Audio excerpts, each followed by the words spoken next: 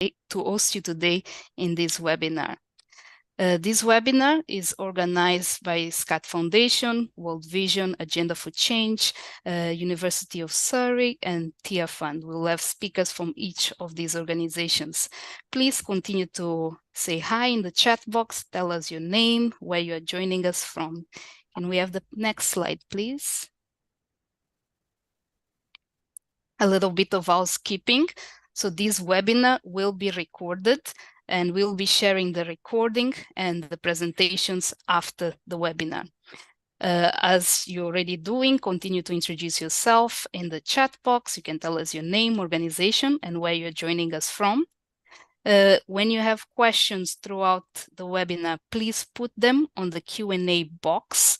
This is located on the bottom bar of your Zoom.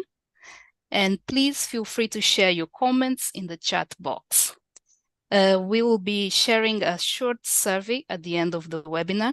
Please fill out this survey because it helps us to improve our services for the next webinars. Next slide, please. Today, this webinar, we have interpretation services, so you can hear in English or in French. So please, if you'd like to use this service, you can see the little globe on the bottom of your Zoom bar, and you can select the English or French channel, which are the options that we have today. And next slide, please. So covering the agenda for today, we'll be having welcoming and opening remarks by Bethlehem Mengistu from Agenda for Change. We'll have presentations from Salo Puje from University of Surrey, from Guy Makoni from World Vision, Samuel Diarra from World Vision, and also Adam Questad from World Vision. And we'll have the discussion with Adam and Frank Reeves from TIA Fund. And the Q&A will be moderated by Bethlehem from Agenda for Change. Finally, we'll close the webinar with closing remarks by Sean Furey, the director of RWSN. So without further ado, I would like to pass over to Bethlehem. First, Bethlehem is a long-time global WASH expert with extensive experience in building collaboration, partnerships, and system approaches. She's currently the global coordinator of Agenda for Change. She has over 20 years of experience in the development sector and deep knowledge of African policy, spanning the areas of WASH, gender equality, human rights, and governance. Throughout her career, she has provided technical advice to governments, development partners, and technical teams, and held multiple leadership roles where she advanced programmatic impact and influence in Ethiopia and more widely in East Africa and parts of the Asia region. So without further ado, please, Bethlehem, over to you. Thank you, Eileen. Good morning, good evening, good afternoon, everyone. Thank you for joining us today. My name is Bethlehem Mengistu. As Eileen mentioned, I'm the global coordinator of Agenda for Change, which is a member-based collaborative platform on WASH system strengthening through collective action. I'm truly pleased to join today's webinar, given the relevance and timeliness of the topic. During the time that we'll be spending together today at this webinar, we'll be exploring the quality challenge and approaches to ensuring a high standard of rural water infrastructure from the outset. We all recognize that poor quality infrastructure continues to be a sustained problem and a challenge in rural water supplies. Therefore, in this webinar, we strive to provide a platform to discuss the issue, including looking at some of the types of quality problems encountered, and also hear from the experiences of several organizations and practitioners who have managed to consistently procure quality components. So lots to look forward to. We have a brilliant lineup of speakers, as Eileen has mentioned to us earlier, and they'll be sharing their experiences on how they've been tackling the quality challenge. But before we bring in our speakers, let's quickly look at where hardware or infrastructure fits in the broader WASH system. Next slide, please. So infrastructure is part of the system, and the system is made up of complex and interconnected components that help the system function. So over time, as we build blocks across the system, as we strengthen the building blocks of the system, we start to see the emergence of a strong and resilient sector. So the diagram that you see in front of you on the slide is essentially conveying the various building blocks within the WASH system. So you have what we refer to the factors on the left side and the actors on the right side. So a WASH system strengthening approach involves taking actions and supporting interventions that are considered likely to strengthen one or more elements or blocks of the whole system. So this includes strengthening both the factors, which are on the left side, as well as the capacity of the actors, which are on the right side, and their interrelationships to improve the quality and sustainability of WASH services. So the key message here is investing in just one aspect of the system or an isolated block in the system, for instance, just the infrastructure, will not address the systemic challenge and will essentially continue to undermine comprehensive sustainable outcomes. Following slide, please. Um, a systems blind approach is one that focuses on just one aspect of the system. For example, increasing coverage rather than striving to ensure sustainable access. So we see this in many places in the various contexts that we're operating in. We see levels of functionality becoming increasingly low over time and water access being granted only for brief periods due to the fact that the approach may be systems blind. Next slide, please.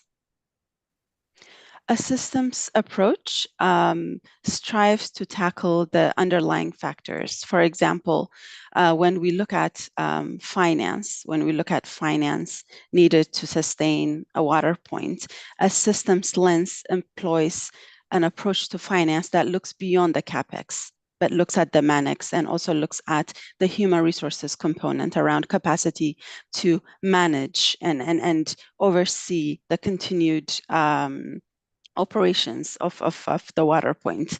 And this also links to mandates, roles, and responsibilities around different institutions at district and local level, or even national level, depending on where we are operating. And this also further links to regulating a regulated context, a policy environment that looks at supply chain, but also oversees minimum standards for quality inputs into the sector with regards to spare parts and other inputs needed to ensure access to rural water supply.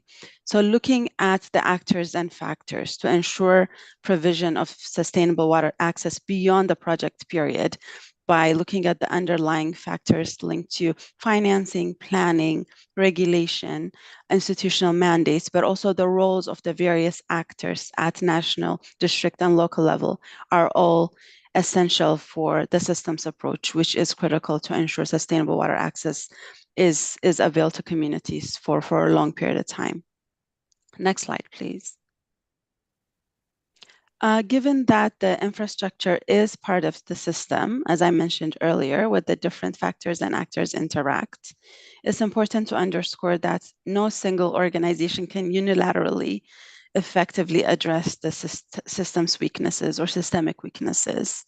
So delivering systemic change requires collective action. It requires multiple people, agencies, organizations working collaboratively together to be able to achieve a common goal or a common objective. With that very brief but broad framing for today's webinar, I will now move to introduce our presenters who will be sharing their experiences on tackling the quality challenge. And we have a fantastic lineup of speakers. As mentioned by Eileen earlier, we have Salu Pouget from University of Surrey. We have a team from World Vision. We have Adam Kestad from World Vision, Samuel Diera from World Vision, and Dr. Fungai Makoni also from World Vision. And I will provide a bit more detail on their profiles as their presentations come up. We'll first start with our first presenter, who's Salu Pouget, Salou Puget is a chartered civil engineer currently engaged in a research project titled Assessing Infrastructure Resilience in Small Water Supplies in Balama, Sierra Leone. And Salou will be presenting a case study from Sierra Leone with key insights and also highlighting key experiences around tackling low quality impact on functionality of water supply systems. Salou, over to you.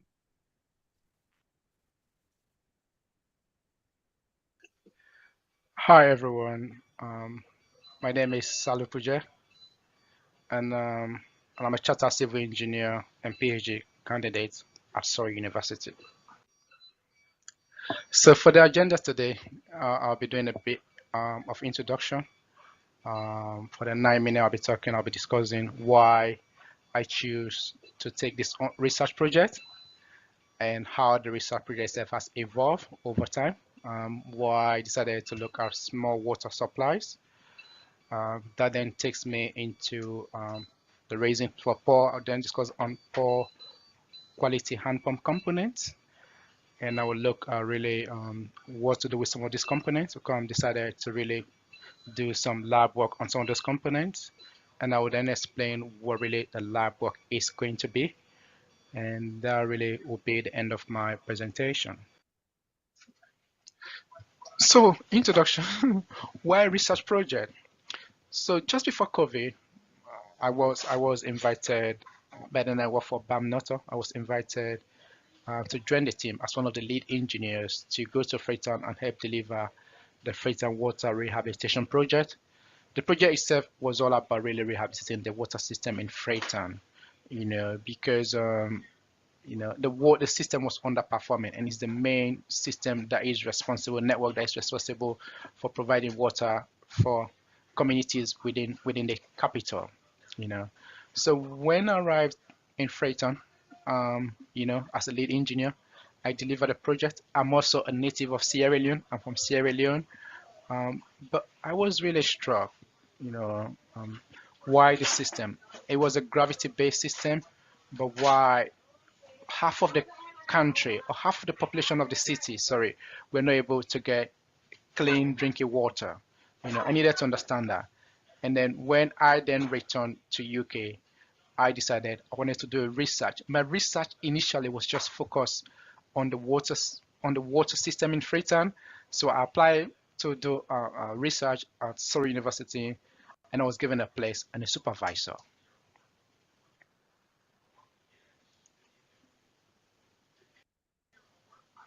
Why small water supplies? As I initially said, when I came back on my research project, I wanted to focus just on the Freetown water supply system. In a discussion with my supervisor, she recommended I go out and read some of the publications done by Kirsten Dunner, Donald John, and Emily. It was very interesting. So when I went, I searched for these articles, and luckily for me, was really Stop the Rot.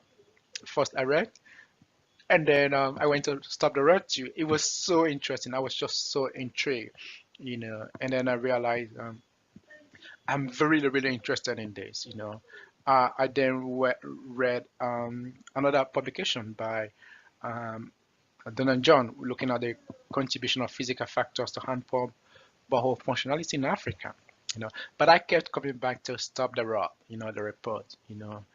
I've just found corrosion. I've just found the quality of the materials, the quality of the component, and that then just resonated with when I was working in Freetown. The component, the leakages, the water system. Why the system couldn't really supply the community. And that really just brought me back. It resonated so much with me, and I just decided I'm going to look at smart water supply system. But before, I wanted to take a field trip to understand, to really know whether what these rural communities, what I've read, is it what is really reflected? Is this what is happening in the communities? And so I did embark on my first preliminary field trip, and I'll talk about that as we move along.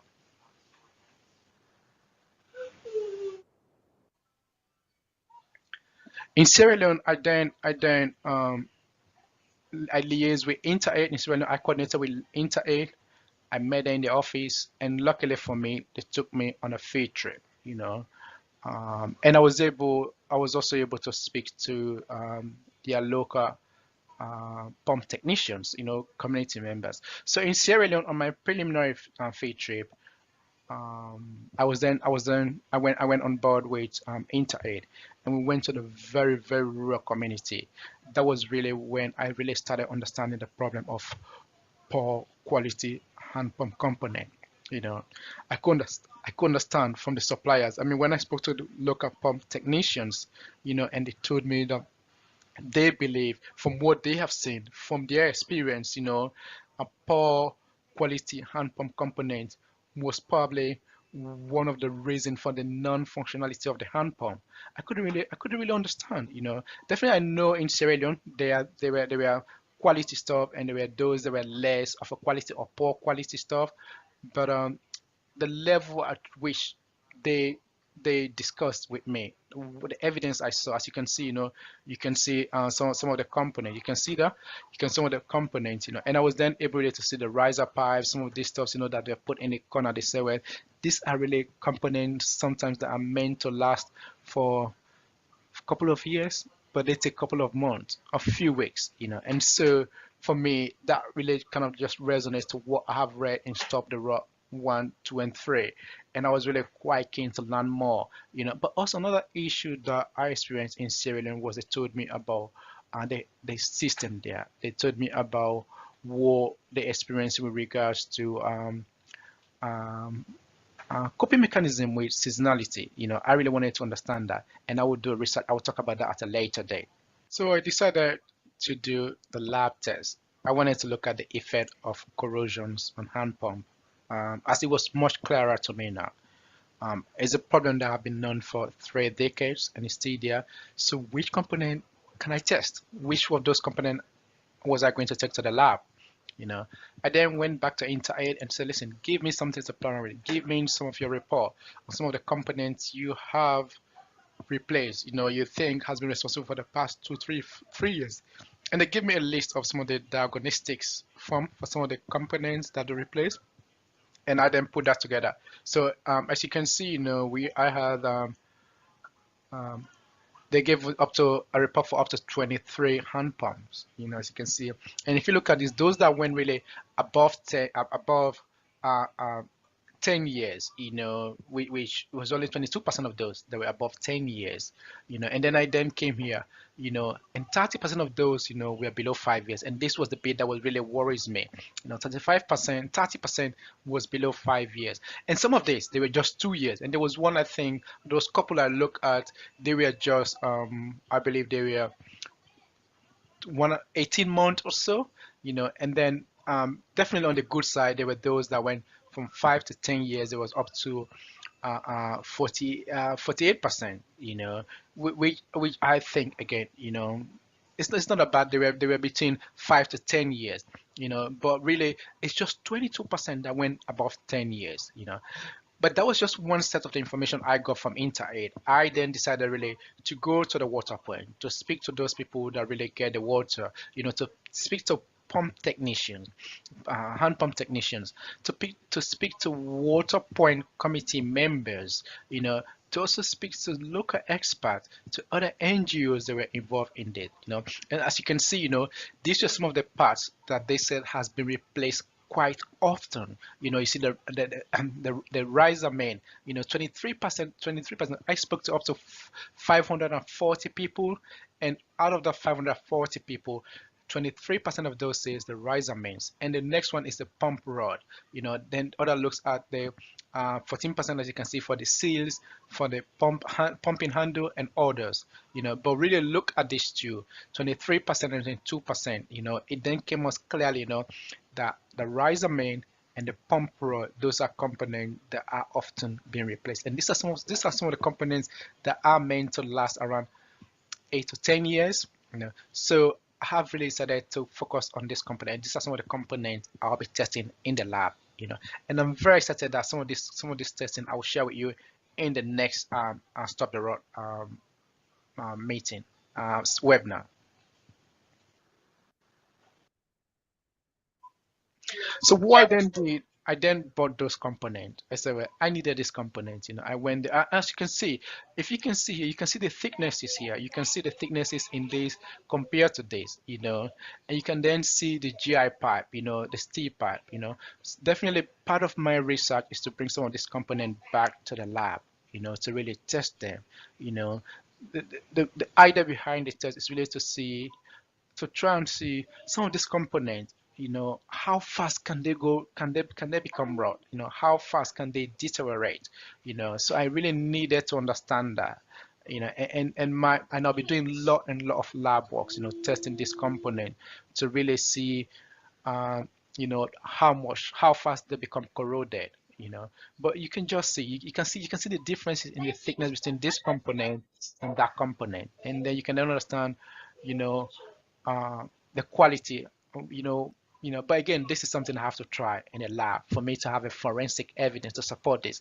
I cannot just look at this and say, well, this will serve better than this. I have to look at the other conditions under which they are both applied. So lab testing, how am I going to do lab testing? So definitely I'm going to get a hand pump component testing. I'm going to look at one side on the standard component, and I'm going to look at the poor quality component, and I'm going to do both mechanical and chemical tests. And chemical tests, really, I'm talking about, really doing the lab, doing the testing for the lab is really for corrosion. I'm really definitely going to focus on corrosion. I want to look at the lab conditions and see whether I can then also look at the environmental conditions, So I'm going to get the standard component and this, what I will consider the poor quality standard component, and do comparison also. And I'm going to also go define what standard component is to what a poor quality component is. So I'm also going to be able to define that clearly before I go to the lab. But I am keen on really trying to do this for me to be able to really kind of like understand how fast can this go corroded. What it's telling me on the ground, does it really support what I'm seeing in the lab?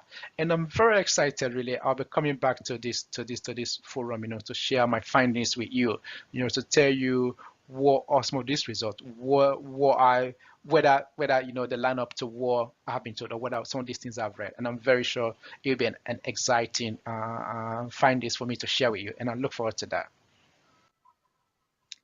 So why am I really doing this? I keep asking myself, why again? But again, I have to look at it. 1 in 5 in sub-Saharan Africa, 200 million rely on hand pump as the main source. Yeah. And then again, component that may last 8 to 10 years require replacement after a few months, a couple of months.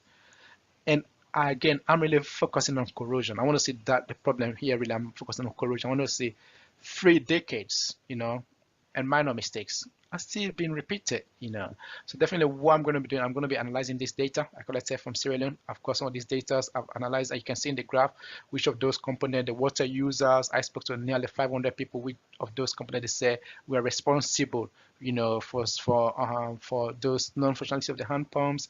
I'm also going to really, again, I'm planning to start my lab test in September, and hopefully in our next session at Stop the Raw, I really should be able really to bring some of these findings to you, and I look forward to the questions and the excitement we can all have on what some of these findings will be.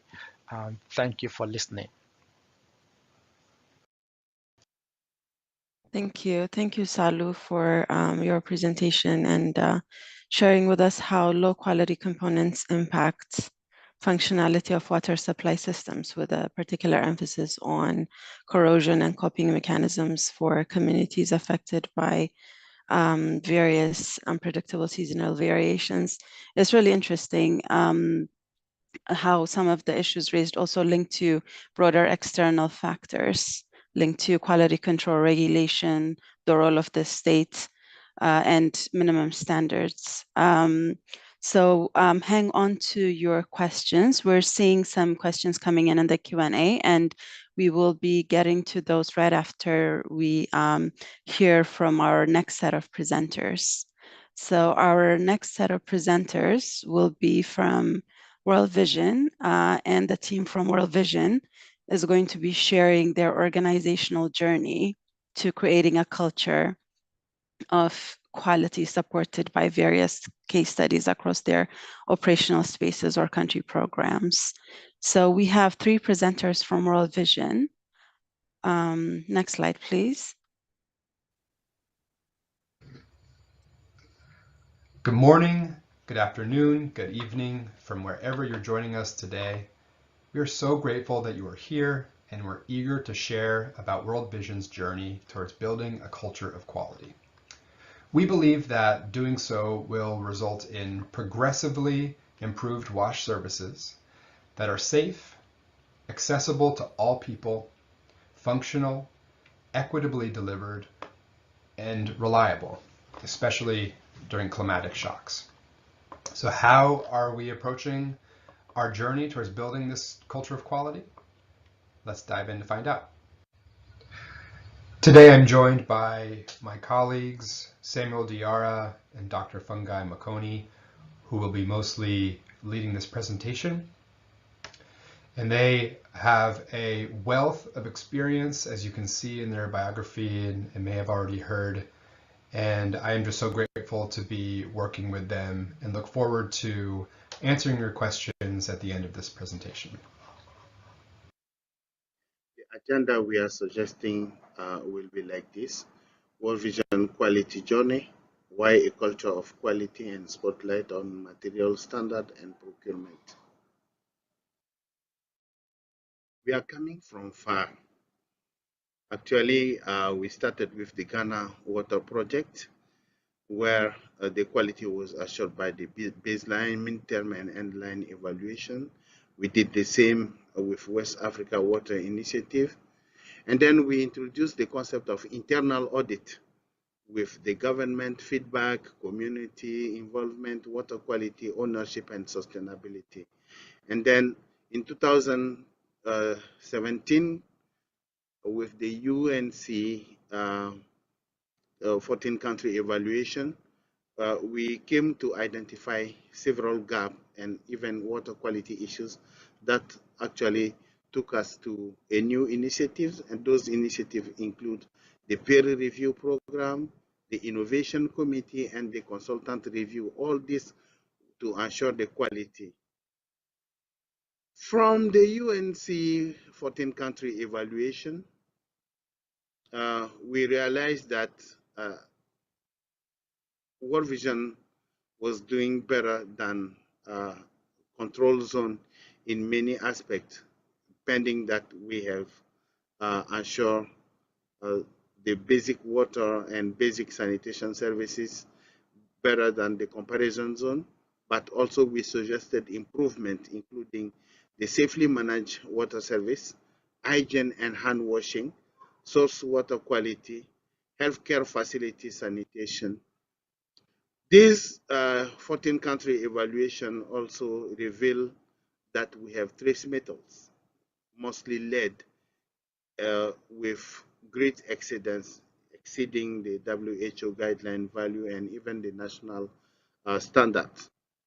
Based on that, we decided actually to respond. In our response, we included the internal procurement guideline and for suppliers, the procurement guideline for procuring certified material in one document, and we replicate the same document for staff and for suppliers. And then we revised our water quality protocol to align with the finding of the 14-country evaluation in order to have quality water. In additional, we did regional training for our staff to reinforce those guidance, but also to ensure that the staff is understanding the aspect of quality. Thank you, Sam, for the overview of our journey so far and the incredible accomplishments that have been made. As we at World Vision continued to look for ways to improve quality, we also looked at the literature around quality. And it became clear that compliance, requirements, guidelines, and best practices would simply not be enough, although we recognize that they are very important and helpful. But to actually make changes in quality requires fostering a culture of quality, a cultural shift and change in all that we do. So here's a quick example. If we were building a bathroom, a restroom, a latrine, and we said, provide disability accessible stalls, you might look at this photo and say, well, a stall for a person with a disability has been provided, so it passes. However, if our goal was to truly provide quality services to the users of this bathroom, if we take a step back, we realize that actually we've failed. A user with a mobility impairment would be unable to actually access that stall. And so this requires changing our decisions and our mindsets around around quality and what that actually means. So to begin shifting our culture, we've simply started talking about it and making it a priority in all of our decisions and our discussions, starting with leadership all the way down, because it involves everyone. We're also rolling out incentives for quality, and we're working on ways to share our learnings and spotlight our team's contributions to quality. Our hope is that doing so will create empowered staff to make these quality-minded decisions, quality-focused decisions, instead of just checking boxes and moving forward without thinking about how are we truly meeting the needs of the communities that we serve. As I mentioned, we're starting by talking about what quality really means, and this requires changing our messaging and changing some deeply embedded beliefs at World Vision and in the sector in general. So some typical messaging is shown on the screen, and what we're trying to do is shift what we're seeing. So high quality, quick delivery, low cost. Well, actually, that's not possible if you really truly want quality services. So what we're saying is that we really need time and resources to provide true quality.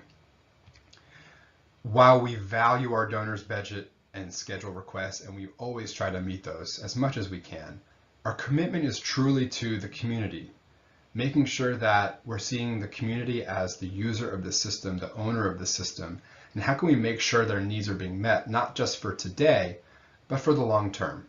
And that commitment takes priority over budget, over schedule. And we need to start changing that message that more budget may be required, more schedule extensions may be needed if we're going to provide true quality services. Just stick to guidelines and checklists. That's not going to cut it anymore. As we've seen, we need to be thinking with empathy. We need to walk in someone else's shoes and think about how they will be accessing this community, this service. And then finally, this is just for World Vision. This is just for internal staff. And that is not true, right? We need to be communicating this message all the way up to our partners, our governments, our donors, so that they're clear that we are committed to quality services to the communities we serve, even if that means pushing back on schedules, on budgets, on other requirements, right? We're not going to compromise that quality, and we need to start by changing the messaging and changing our priority, which is what we're trying to do at World Vision. Thank you, Adam and Samuel, for taking us through the journey World Vision has embarked, particularly on initiating the culture of quality within our WASH programming. I would like to emphasize World Vision's commitment to quality as exemplified by our proactive approach, which have led us to build this initiative and the journey that my colleagues have shared with you. I will be sharing a few examples from our field operations, and particularly from Ethiopia, Zambia, Ghana, and Malawi. In Zambia, as you see in your slide in front of you, we have seen a significant shift towards maintaining quality through the transition from traditional galvanized materials to stainless steel rods and pipes. This is exemplifying a commitment to durability and reliability, and particularly to combat and address the issue of corrosion, as you can see in the slide. Similarly in Ghana, a notable enhancement in product quality was witnessed as brass steps were replaced with stainless steel steps, reflecting our conscious effort to improve standards and longevity and address the issue of trace metals. In Malawi, we see a country dedicated in upholding quality through its strict adherence to standards and certifications, demonstrating a proactive approach towards ensuring excellency, particularly from the planning stage to the implementation, procurement, and handover process. They have demonstrated that establishing quality specifications during planning and contracting is a crucial step that enhances the quality aspect of our work. Having said this, a few examples that you've seen, and despite all this advancement that as an organization we are doing, we still face challenges, particularly in the lack of robust enforcement mechanisms and legislation for quality assurance.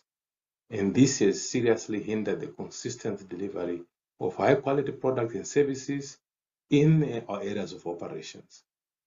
Moreover, we've also been faced with limited availability of reliable suppliers, contractors, and in particular in fragile contexts, which really poses a significant obstacle to maintaining consistent quality standards across our various, in programs, and hence the need to really underscore the need for sustainable solution and partnership, particularly as we continually address the issue around quality in our programming. And I hope what we have shared with you in this webinar today is also inspiring, and we are learning, and we are also learning from us, and we'll continue making those bold steps towards ensuring that we build the culture of quality in our programs as World Vision, and also inspire other organizations to follow suit, so that we address the issues around quality and stop the rot. I hope we have learned something from this, and I want to thank you for your attention and for listening. Thank you. Thank you, Samuel and Dr. Makoni, for providing an overview of World Vision's journey towards building a culture of quality, including a summary of where we've come from and where we're headed. We do acknowledge that there are many challenges, as Dr. Fungai referenced, and we look forward to collaborating and being part of your journeys as well. So please feel free to reach out. We're always looking for feedback, ideas, and opportunities to collaborate together. Thank you all. Thank you. Thank you, Team World Vision, for that wonderful presentation. It was really enlightening, and it's really useful to learn from the internal journey organizations have made. And just to highlight a few things so we don't forget as we move on to hear the reflections from our discussants. It's, there are key milestones that were shared by the team. The internal journey that they went on was shaped by an internal review process and introspect, which informed the development of new guidelines and new policies. And that was preceded by a shift in organizational culture and practice, as well as behavior, so that quality became, or they strive to make quality as a way of working, rather than kind of, as Adam said, like a tick boxing exercise. So the key shifts included prioritizing equity, serving communities, being led by the needs of the community, and enabling empowered partnerships. So there's a question in here, World Vision being as big as it is, what were some of the challenges in bringing about that behavior shift or the mindset shift? Because usually influencing from within an organization is harder than influencing external factors within kind of the broader enabling environment. So it'll be really interesting to hear the team's reflection on that as we move on to the Q&A at a later point. And at the technical and operational level, the construction inputs that they mentioned were changed along with the procurement specs were really interesting to hear, because they link to the ambition of that links to the external challenges, realizing the ambition around shifting towards quality at the input level is challenged by external environment linked to the local supply chain, the policy environment, the regulatory environment, and also the sector's capacity at national district level, all of which links to the kind of the systemic challenges that are at play here. Beyond just the infrastructure. So a lot of interesting points and insights. Thank you, World Vision team, for sharing your internal journey with such level of honesty. Thank you for that. We will now move to hear reflections from our discussants. Our first discussant is Frank, and Frank is from Tier Fund. He has a WASH experience spanning several decades and also has worked with UK water authorities.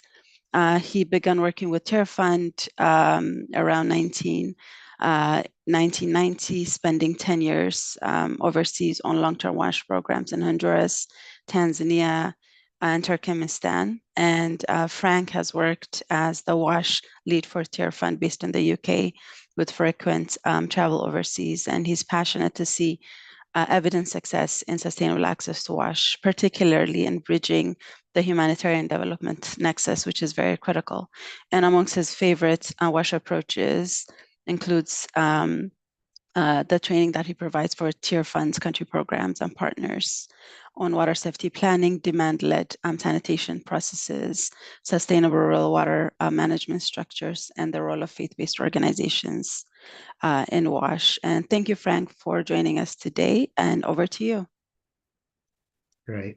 Thank you very much, Bethlehem. And thank you, Team Salu and the team from World Vision. Is great learning and obviously important learning to come in the future. Now, I do have a question, a specific question, but I would like to dwell a moment on the wider issue of quality in WASH, if I may, picking up particularly on the cultural shift to a culture of quality, which is sort of, I think, has caught our emotion, hasn't it? I totally agree with you that this is a necessary mindset shift, but I'm convinced that achievement of quality in our WASH work involves looking at the entire project cycle, not just around the quality of materials or procurement processes or standards. Now, I know that you allude to that too, ultimately, World Vision team, because you highlight the quality of WASH services involving time, resources, even empathy and understanding of community needs. But perhaps we face a common challenge in this cultural shift to quality. At Tier Fund, we're promoting a WASH quality assurance framework, which fundamentally aims to ensure expertise is applied to all stages of the WASH project cycle, and hopefully embracing those attributes you talk about, Adam, at the end there. Sean, if you could put up our slide, please, that would be great. Thank you. Yeah, thank you very much. This diagram shows our interpretation of the project cycle for both what we call infrastructure-based project, such as water supply schemes, they're on the top in blue, and behavioral change or facilitated projects, such as CLTS or hand washing approaches, etc. That's on the bottom. Now, one significant challenge to our shift to a culture of quality is the stage. It's the fourth one along on the top to the right, commissioning. We don't hear about it enough, I think. Usually we talk about implementation followed by handover. And it was said in the presentation, that's the usual model. And we think that this has become a fundamental gap in achieving quality outputs and outcomes in WASH projects. Now, commissioning, in my mind, focuses on the new or rehabilitated WASH service itself, its functionality, its robustness, sustainability, safety, that's personal as well as environmental. So, for example, prior to handover, spending perhaps a month closely monitoring water quality, water recovery in the well, the access of users, the community O&M mechanisms, and backstopping and referral protocols. It all takes time, and that there's a cost to time as well as perhaps a financial cost. Handover, we see, is about the readiness and confidence of the user community to take on the new service. So, and our WASH framework here stipulates having to approve each stage before being able to move on to the next stage. Now, that certainly resonates with what you said, Adam, about needing to take time, isn't it? So I don't know then if you guys concur with this view and that we must flag the importance of commissioning. It's just left out. And it can sort of lapse into handover when the problem or the project is no longer ours and the ownership is in questions. So that's my first sort of discussion feed in, is there, what do people think about, do we leave out the commissioning phase? And then just to finish, if I may, my other question is more of an open one. It was mentioned that the idea of rolling out incentives for quality, this was mentioned. Could you elaborate, what do you mean exactly and practically about rolling out incentives? Do we need incentives when we're really pushing quality? What does this look like practically? So two discussion starters there, I hope. Thank you very much. Thank you. Thank you, Frank. Adam, there are a few questions raised by Frank. Let's hear your thoughts before we proceed to Q&A. So Adam, thoughts, reactions, further insights, over to you. Yeah, excuse me. Thank you, Frank. A very, very thought-provoking, insightful questions. And I agree exactly with looking at that entire approach, and from planning through commissioning through monitoring as well. And we certainly do consider the commissioning phase. I'm actually going to turn it over to Sam very briefly to give his thoughts on that one. I did want to say on the incentives, it's something that we're working on, is more of an internal program, but it doesn't need to be that way. But we're trying to show our organization that we really truly prioritize quality. And really, the main goal here is not to, for lack of a better word, gamify this quality problem, but we really want to encourage the gathering of stories and quantifying the benefit and the challenges of quality, which in a very large organization can be challenging to do.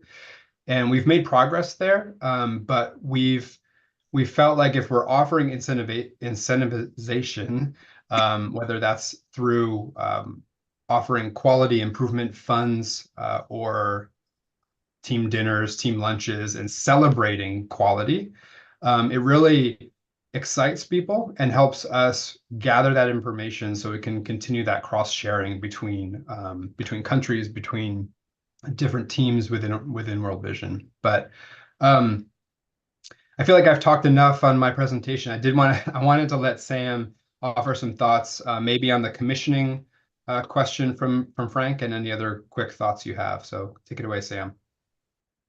Thank you very much, Adam. And Frank, thank you very much for raising this issue.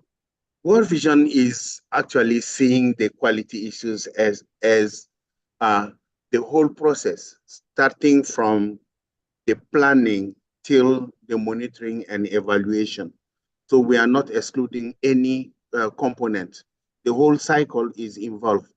That's the reason why we are saying we want actually to develop a culture of quality. In everything we do, we bring first quality. How can I improve quality in it?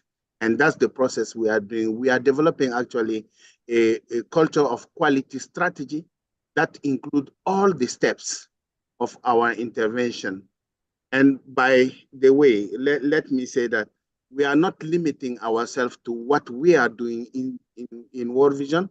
We are looking also how we can bring government, communities, suppliers, other stakeholders to align with what we are doing so that we can have a broader impact of improving the quality and sustainability of the facilities we are having in the field.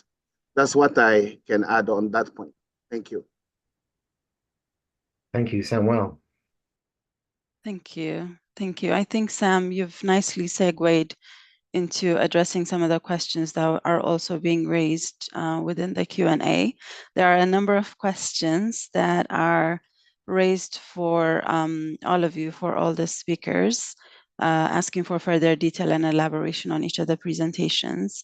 I think we should be able to move directly into the Q&A.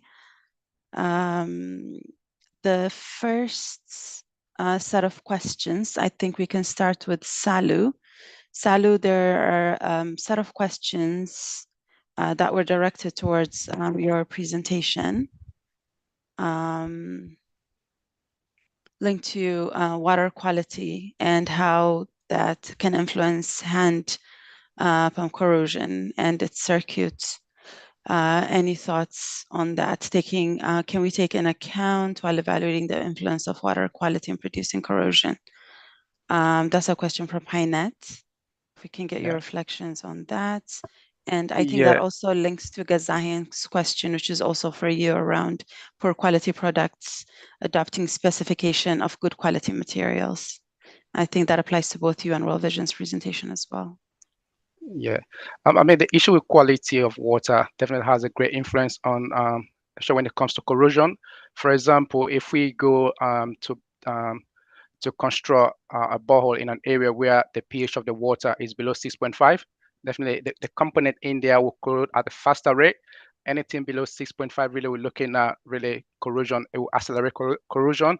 And again, my lab test is really looking at those components. When I go to the lab, I would do the quality of the water, the pH of the water at different levels to actually see, whether if we go more to 3.5, 3, how faster can those components really get corroded?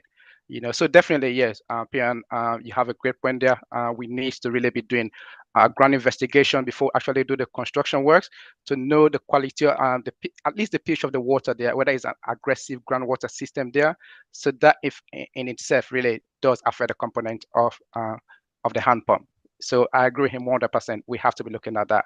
I think there was another question as well that says whether we're just looking at the component. No, I mean, within construction, we've got the pre-construction, we've got the construction phase, and then we've got the post-construction. So it's a combination of everything. We have to look at what did they do on the pre-construction, what happened in the post-construction, what happened during the construction, because all of those factors, if it is not being done properly, it does affect the functionality of the hand pump. So it's not just really the quality, but I'm specifically looking at the quality with particular focus on corrosion, really seeing how that pH of water, the pH of a particular section affects the component. Great, thank you, Salu. And questions for the World Vision team. There are several questions. There's a direct question to Dr. McConey from Kristen, and the question is, it would be really interesting to learn more about your efforts in improving national testing capacity. So reactions on national testing capacity to Dr. McConey. Yes, thank you very much, Bethlehem. Yes, we have been talking about our journey towards, creating this culture of quality. And one of the things that we have been actually, particularly from the procurement standpoint of view, from the issue of specifications and making sure that they are actually outlined in the RFPs. And then one of the things that we are working with, in particular when we talk about procurement, is the issue of testing materials. And we have been looking at we are developing a process, what you call wash category management, where we also work with partners, because sometimes we might not have that capacity in-house, but we are also looking at how can we collaborate with the partners like the universities, like industries that do have equipment like the RFX, which we can use to state some of the materials. So we are building this kind of systems that where we want to partner. So it's still a process where we are going in to make sure that whatever we receive, we need to ensure that the quality is per the specifications and the qualities that we have actually prescribed, particularly when you send out to contractors, when you send out to suppliers. So it is a process that we are ongoing when we are still learning from it, but we are saying Malawi, most of our countries are also into that space now. Tanzania is also there, Uganda is also coming in there, where make sure that whatever is delivered, there is a test. Because we are now moving, because every stage, there should be that lens of quality culture and checking on the materials that we are receiving. So if it is in-house or outside, we have to work with partners that can do that. I hope I've answered that. Yeah. Thank you, Doctor. We have a question on O&M. There's a question for both Frank and also other speakers. A question from Jean is, what do you do about maintenance and upkeep to ensure lasting quality? And also a related question to Frank, at what point in the project cycle do you include operations and maintenance? So if we can have reflections on O&M from the World Vision team and also Frank.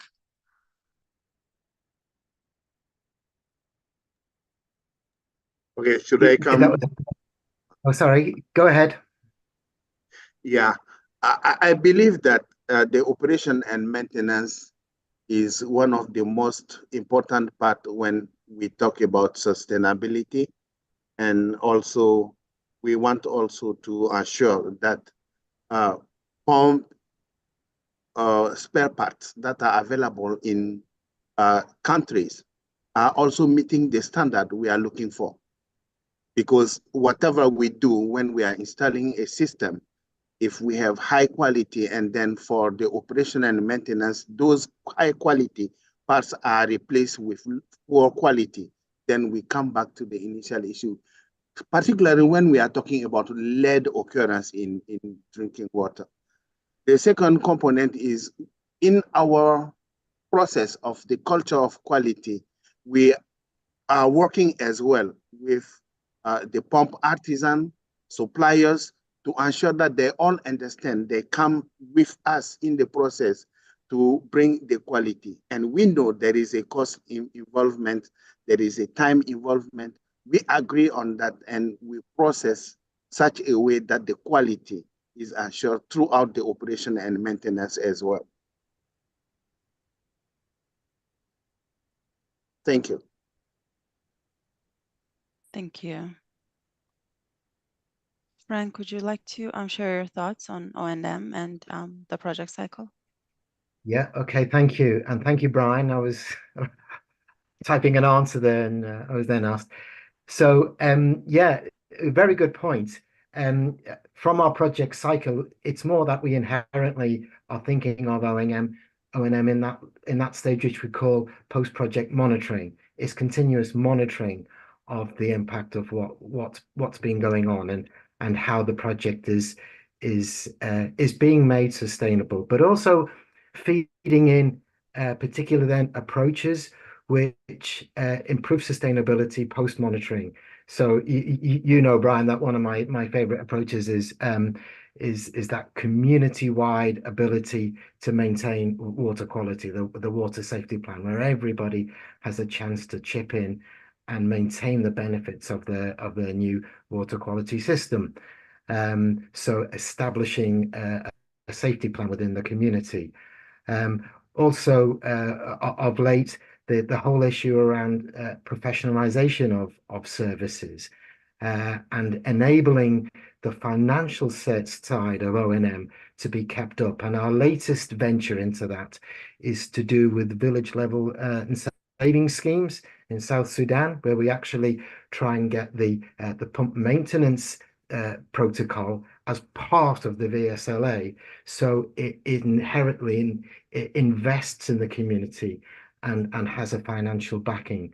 So yeah, O&M, it's great. It's a very good point. Let's make it more explicit, but we haven't forgotten it. It's in that post-project monitoring and the ongoing sustainability measures we apply. Thank you, Brian. Thank you, Bethlehem. Thank you. Thank you both for your reactions. There are a few more questions. There is an important question from John Collette around sanitation and hygiene. Given the fact that our focus has been on water supply, the question is, what are we doing to tackle some of the other challenges in sanitation and hygiene components of WASH? Are there any breakthroughs with behavior change yet? So this is a broader question, which also links to kind of the cultural embedding of quality within programming approaches. So that'll be interesting to look at. Another important question from Bezawit is around rehabilitation. What is the theme's thoughts with regards to sustaining existing systems, given the fact that that's a crucial step to tackle the challenges in rural water supply?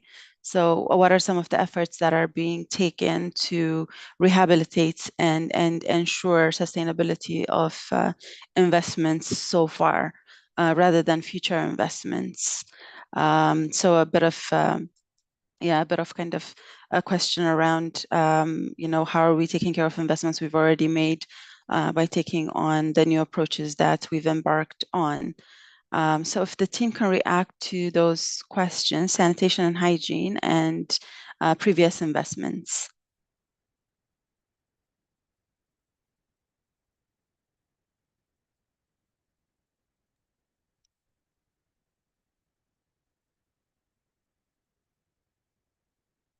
Yeah, let me share some thoughts on sanitation and hygiene as well.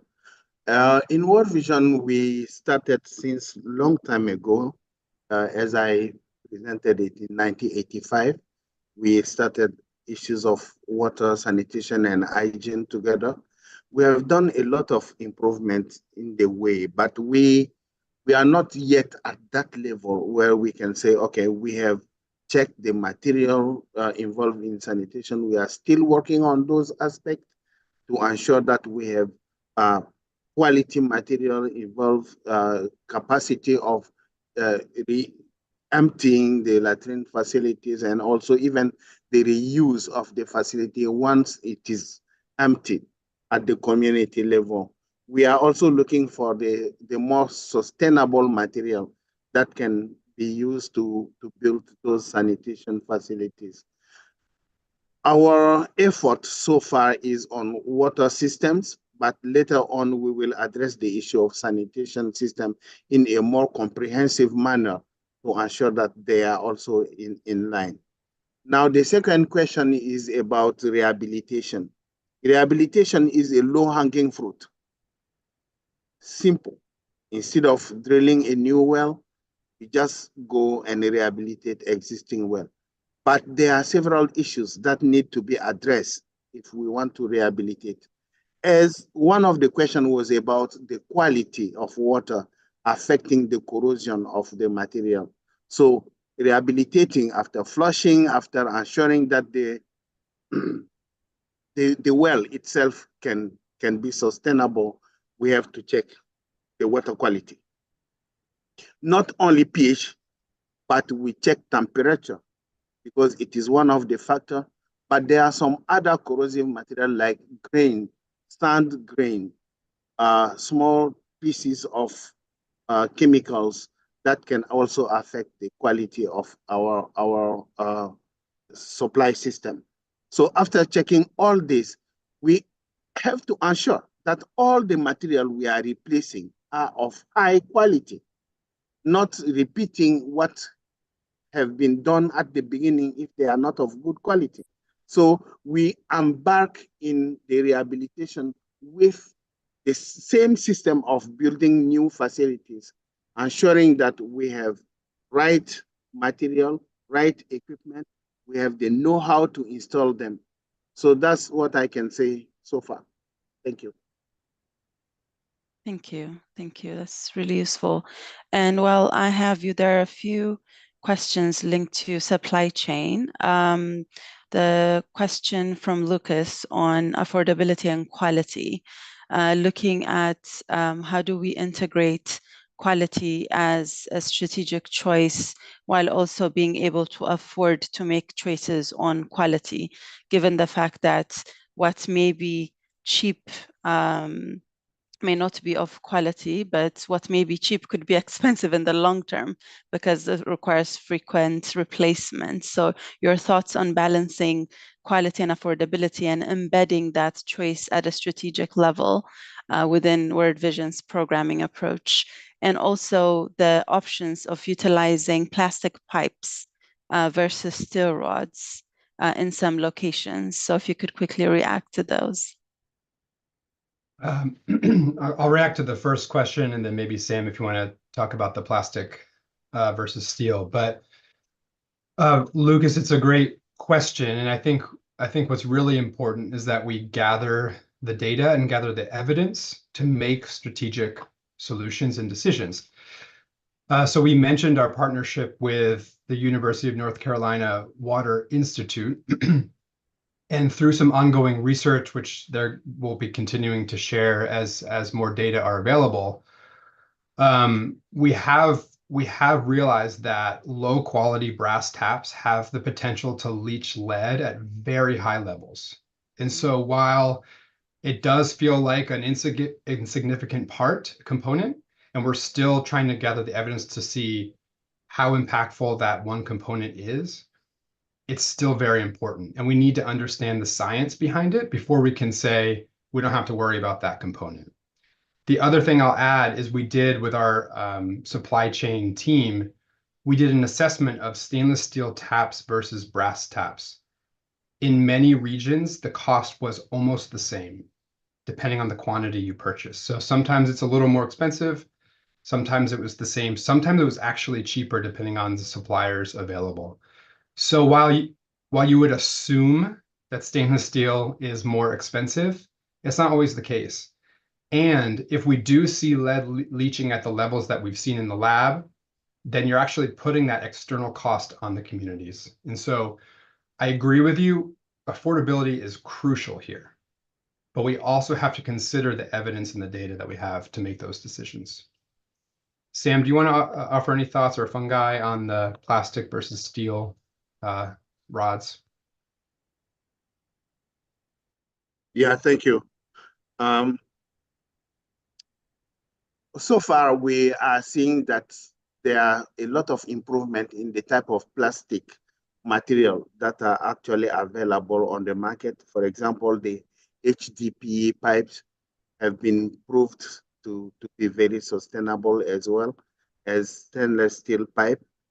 But it is not given to every country the possibility to have good quality of HDPE pipe. So in summary, PVC pipe can be also sustainable. They can be also of quality. Talking about the impact on lead, for example, in water, they can be safe, but all about standardization. If they are certified lead-free and they are respecting all the context, for example, the thickness, some PVC characteristic showing clearly that they are more sustainable when we use them. But for some elements like the tap, we moved to stainless steel type of tap in World Vision because they are more sustainable. One, second, they are not leaking any material into water, and is the safer way for us to go for the quality. Thank you. Thank you. Thank you, Sam. There are a few questions on stakeholder engagement, and we haven't had any reactions on that so far. So this is both for the World Vision team and also Frank. There is a question from Abdi Nasir from NCA Somalia, and his question is, in regards to the commissioning of WASH infrastructure, what are the key priorities needed to take into account the role of stakeholders and the role they play, including in the contracting, along with the role of the community? And the other question on stakeholder engagement is, is from Zahir. Can any of the presenters state the level of engagement of local communities in the planning, design, and O&M stages of implementation? So over to you, Frank. Should we start with you, and then we can hear from the World Vision team? Yeah, okay, thank you. And thanks for the question. So, yeah, so some of the typical things that involve deep stakeholder engagement as part of commissioning. It would be, so for example, making sure that the resource that's just been created or rehabilitated, that supply meets demand, yeah, that we've got that calculation right, that seasonally, well, commission can't last the whole year, but generally, it suffices for the needs of the community, and and that involves water use as well. It's an integrated resource management question, isn't it? That what's the water being used for? So that sort of that layout of understanding of what people are using the water for, and is there sufficient? And I think monitoring that water quality as well is, I think, is really important. So just making sure that even over some weeks, that water quality is maintained. It's not just the pre-building or the design water quality. It's actually making sure that the finished product is not itself producing a contaminant, and the water quality is being maintained. But then I would say as well, water safety planning, bring that in, getting the community involved, because where does most contamination occur? In the home. So getting people to appreciate and understand what that project brings. Now, that can't just be done in commissioning, and I'm not saying that, but it's something that we identify that can take place afterwards, and people allude to that. So they're just two particular things. Thank you, Bethlehem. Thank you, Frank. Great response. And the World Vision team, reactions on stakeholder engagement.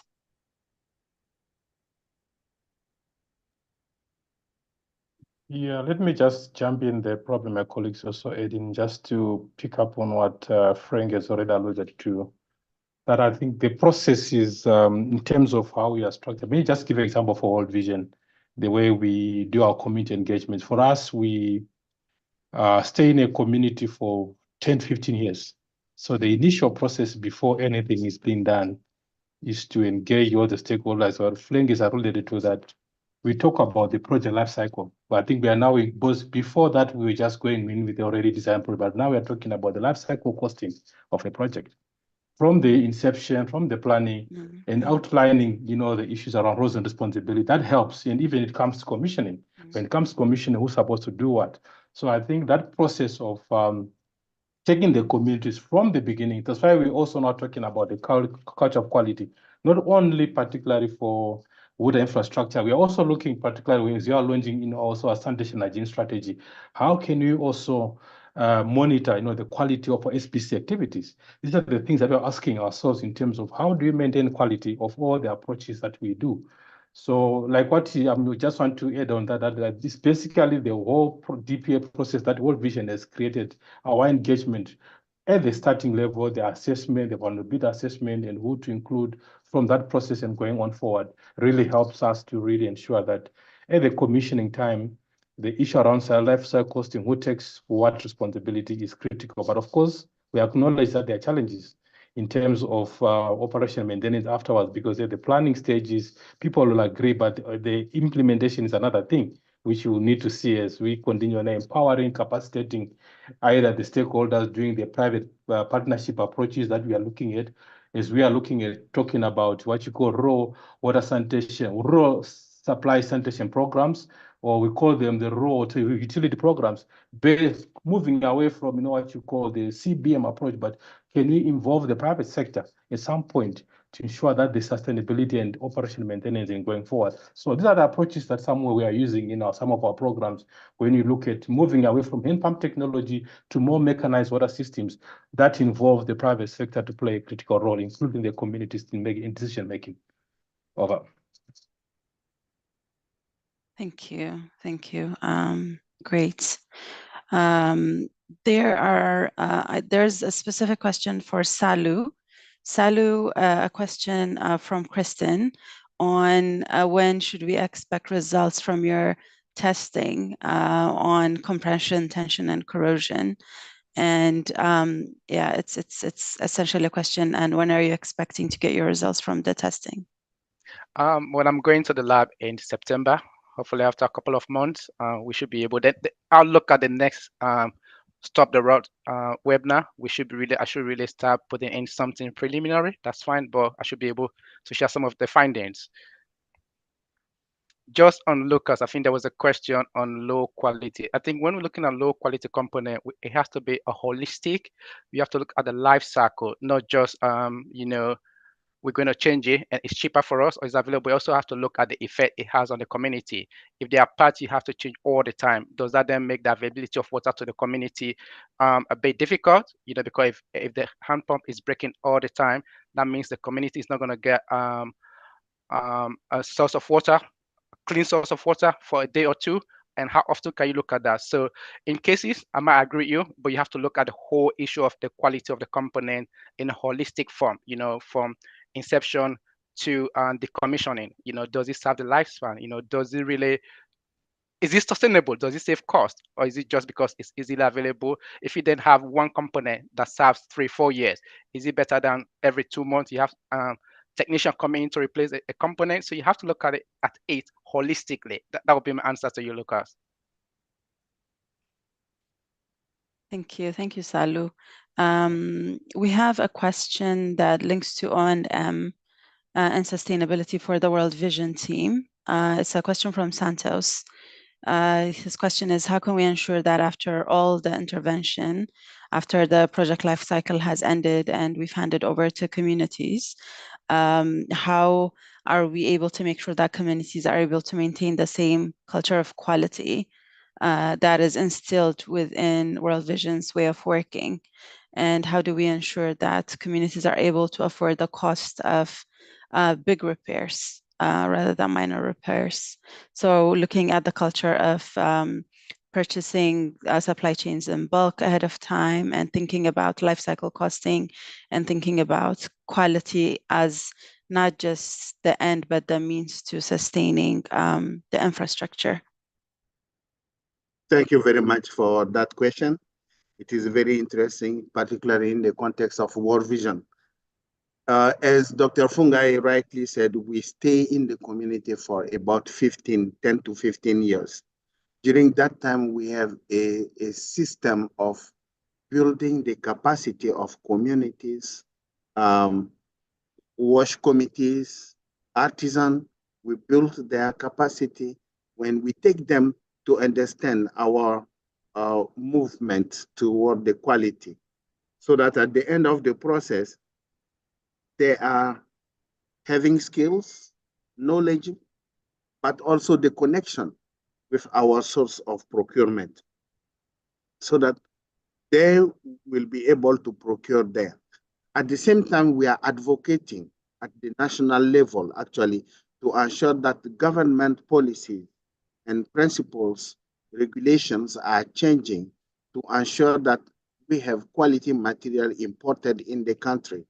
The third component is our work with our suppliers to ensure that the spare parts that are coming in the country, especially in World Vision operating area, are of good quality.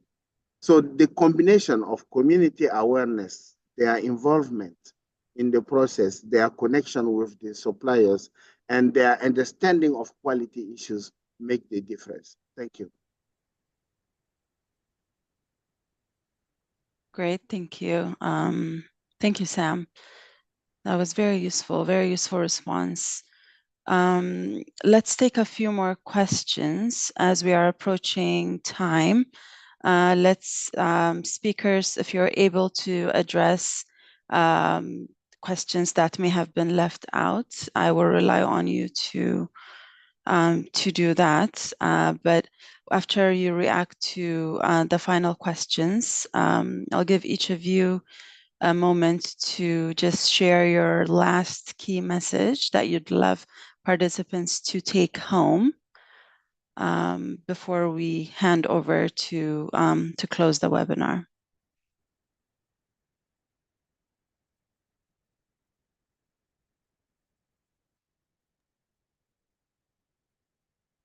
Bethlehem, this is Frank. I will pick up on a question around the timeliness of social behavior change cycle, Brilliant. and the infrastructure cycle. I mean, you can't change behavior as quick as you can drill a borehole. So, take it from there. And clearly things are going to change. Thankfully, and Brian, you mentioned this on the call. We've got some great tools out there, haven't we, on behavioral change at Washam. And there are other sort of behavior change techniques that are applicable along the relief to development nexus, and that's great. But they all involve follow-on. So clearly, when I talked earlier about commissioning, a lot of SBC, social behavior change work, is going to be part of the follow-on, not just the handover, but the follow-on, people understanding. So another big question is CLTS. It maybe isn't difficult to eventually attain or be held to attain ODF in a community. What's difficult is maintaining ODF. And it really is to do with that follow-on and that connection. And this is where you ultimately come, Bethlehem, into Agenda for Change. It's the system, isn't it? Who's the backstop? Who have we involved? Who are the stakeholders? Not just what is the process, who's involved? And I think it's the who's involved and the frontline capacity, where the community knows who they can refer to for the major repairs and how they refer to them. That's part of that system strengthening, and that's the direction. So I'm not saying Gap the Commission is a closed circle. You've done it, then you go to handover. Yes, there are particularly behavioral change components which will carry on, and following on is critical. We can't just go away, and we need to build a capacity of the duty bearers in particular, I think. Thanks. Absolutely. Absolutely. Yeah. That interrelationship between the duty bearer and the right holder, very critical. Thank you, Frank.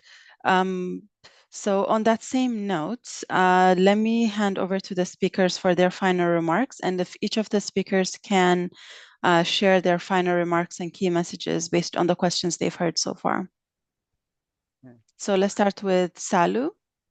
Yeah, I mean, just as I went through my presentation, water availability, affordable water is still a major problem in sub-Saharan Africa. And this is something we've gone through for the past 50, 60 years, so really looking to solve the problem one at a time.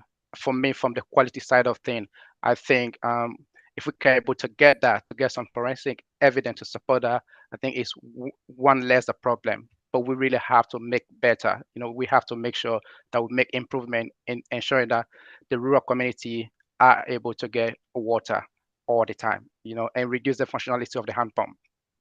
The non-functionality, of the hand pump. Yeah. A fair point. Thank you. Shall we now hear from the World Vision team? Should we start with Samuel, Fungai, and finally Adam?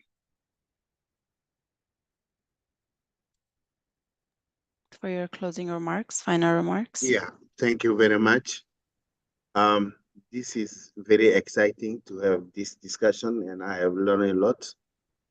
Let's say that the issue of quality is a teamwork.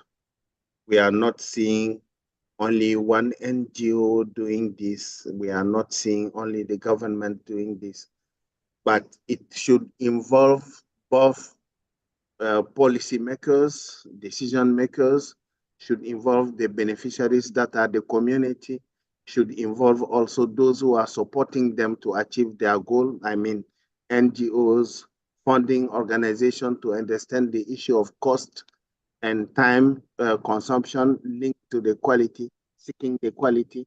It requires as well for thinkers to start thinking about strategies, plan, processes to bring quality in, and also to ensure that once we have achieved the facility, it is up to the community to take over. That means they need to be involved from the planning stage. selecting the type of pump they want, selecting based on the availability of spare parts, their own knowledge, local capacities, and moving up to the post-construction work, including the operation and maintenance. So these are all the stakeholders involved in the process. And if we miss any of them in the process, including suppliers, obviously, if we miss anybody in the system, then our quality will have a gap. So I encourage everybody to work on that aspect. Thank you very much for this question and for this webinar. Thank you so much, Over. Samuel. Over to you, Dr. Fungai. Well, thank you very much. Just to build up on my colleague Samuel, just embracing the culture of quality means just making a commitment to excellency, particularly in all our processes, products, customer satisfaction. Then lastly, let's not look quality as just as a goal to achieve. It is a mindset that we should ingrain in our daily practices, fostering from the continuous improvement, innovation that we need to do. So it's a continuous process. So these are the key two words I just want to leave with our colleagues, that let's not keep it as a goal to achieve, but as a mindset. That's what we are trying to achieve as an organization, and all organizations can do the same. Thank you. Important message. Quality as a mindset, quality as a both as a means and an end. Key takeaway. Thank you, Dr. Fungai. Adam, over to you. I think my colleagues and the other presenters really said it all. I'll just note that World Vision presented on our journey, but it's an ongoing journey. We have not arrived. And part of building this culture is recognizing that it's adaptive. We're always learning, always improving. And so I just look forward to hearing from you all. As Samuel mentioned, this is a collaborative approach. We can't do it alone, but thank you all for joining. Really appreciate this discussion. Thank you so much. Thank you to all our brilliant speakers and presenters for coming in and sharing their experience, their lessons, their journeys. I think there were lots of insights and key takeaways for us to go home with. And with that, I'll now hand over to Sean. Sean, you have the floor. Great, thank you. Well, thank you everyone for a fantastic webinar. There's been a huge amount of great stuff, but I just wanted to reflect on a couple of things that I've noted. I mean, for one of the goal of this webinar, what we wanted to do was to take the whole issue of hand pump corrosion, and which is a widespread problem, but can be seen as just quite a small technical detail that just needs to be fixed somehow. But I think what we've tried to do in this webinar is to bring in a bit of a zoomed out perspective, that actually the specific issue of hand pump corrosion is a symptom of a wider systematic challenge. And I think we could see how that is not just about hand pump corrosion. It's around quality. It's around how procurement is done. It's around governance. It's around a whole set of behaviours as well. But the presenters today, I think, have also offered hope, in that there is a way, by zooming out from the technical details of the specifics of hand pump corrosion, we can see that there is a way forward through all of us embracing a culture of quality, and how all of us take a leadership position. And also, as I noted from what Samuel just said, about teamwork. This is about teamwork. And I think by really embedding these behaviors in our organizations, in our organizational cultures, we will address not just hand pump corrosion, but a whole set of other systematic challenges that we find in rural water supply, in WASH, and in international development. So I hope you've all enjoyed this webinar and this webinar series. I would really like to thank the speakers and panelists from today and across the whole series. And thank you very much to Bethlehem for facilitating today's webinar so well. I would also like to thank all the theme leaders, the RWSN theme leaders, and my colleagues in the Secretariat who've worked so hard behind the scenes to make this webinar and the whole series come together so well. I'd like to thank the Waterloo Foundation for supporting the Stop the Rot program and initiative, and which including this webinar. And for the more broadly across the series, I'd like to thank the Swiss government's contribution to SCAT Foundation to help us to be able to provide these kind of services to the community. And finally, just thanks to you, the audience. Thank you for your engagement, your fantastic questions, fantastic discussion, for your time. It's really appreciated that hundreds of you, literally hundreds of you every week are tuning in, you're listening, you're engaging, you're downloading the slides, you're watching the recordings, you're being part of the discussion. And I hope that all of us can just spread the word and help move everything that we're trying to do in rural water supply to the next level. So thank you all again, and I will leave it there.